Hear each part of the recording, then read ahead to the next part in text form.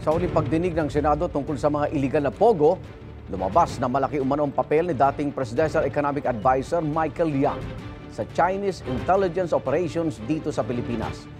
Si dismiss Bamban Tarlac Mayor Alice Go na pinagbibintangang Chinese spy, tinawag ng National Intelligence Coordinating Agency o NICA na agent of influence.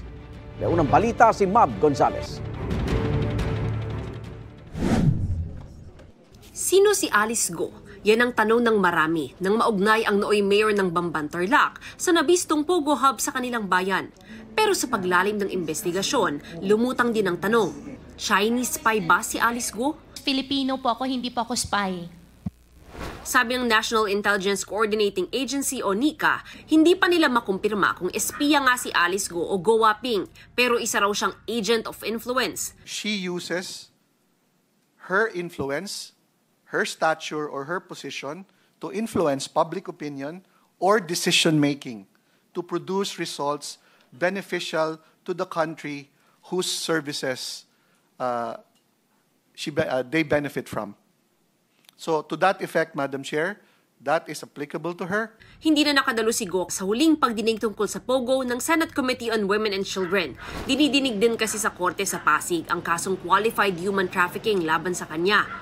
Pero muling tinalakay ang tungkol kay Xie Zhijiang, ang lalaking umamin sa isang dokumentaryo na isa siyang Chinese spy. Dati nang sinabi ni Xie na Chinese spy din umano si Alice Go.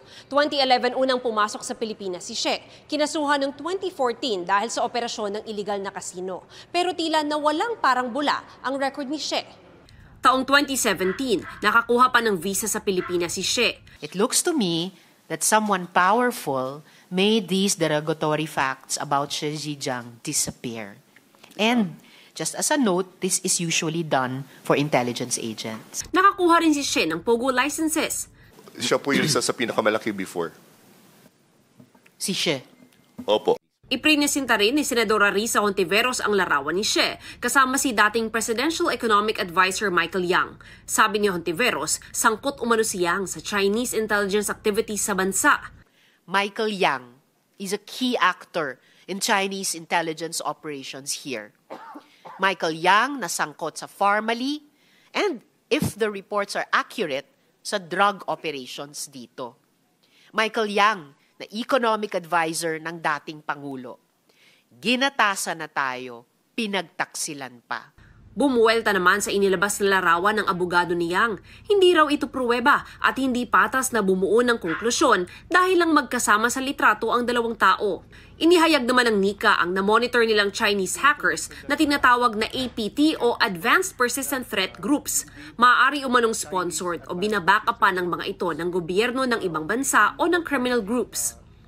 With the information that we have, we can confirm that indeed Chinese advanced persistent threat groups are operating or targeting the Philippines, whether government or private sector entities. We have monitored some of them, Madam Chair, and again in an executive session, if required, we can share some information. Ang Philippine Statistics Authority o PSA, sinabing target nilang tapusin ngayong taon ang pagsusuri sa 50,000 mga kahina-hinalang birth registration sa bansa. As of October, we have already blocked 720 birth certificates, civil registry documents, of which we have 1,627 pertaining to birth certificate of foreign nationals. And 1,464 of these have been records have been endorsed to OSG for the filing of the petition for cancellation. Isa raw sa mga inihain na nila ang cancellation ng birth certificate ni Alice Go. Ito ang unang balita. Mav Gonzales para sa GMA Integrated News.